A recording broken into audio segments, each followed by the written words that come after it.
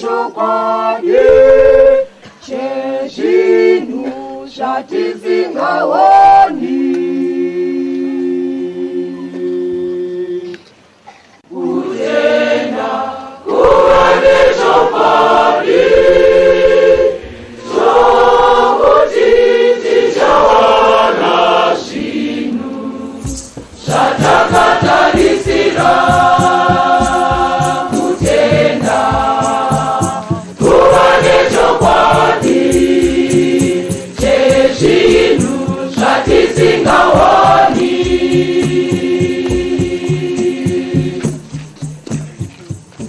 Kutenda ndiko kwakaita kuti vanhu vekare vaitirwe zvavaida naMwari.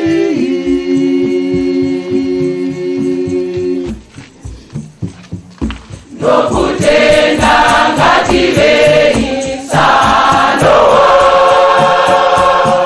akateerera nyevero yaMwari yezvinhu zvaizoitika zvaakanga asingaoni.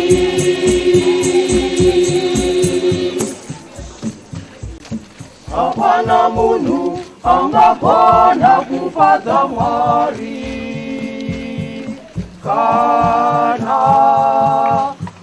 asingatendi.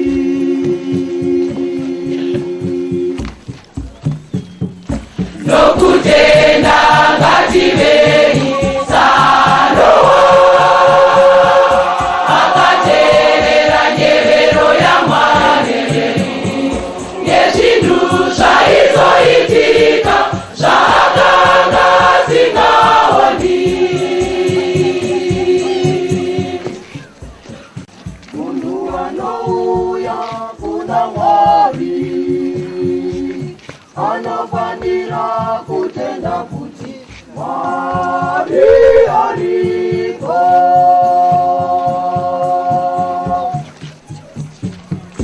Nokutenda ngativei saNoa akateerera nyevero yaMwari yezvinhu zvaizoitika zvaakanga asingaoni.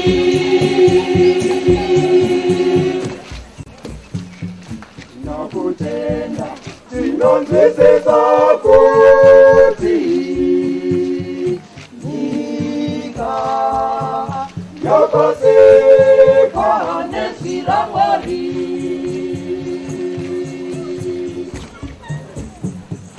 Nokutenda ngativei saNoa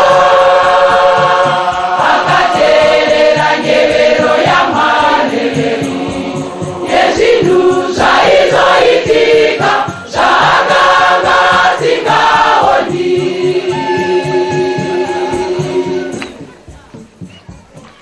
Kutenda kuva nechokwadi chezvinhu zvatisingaoni.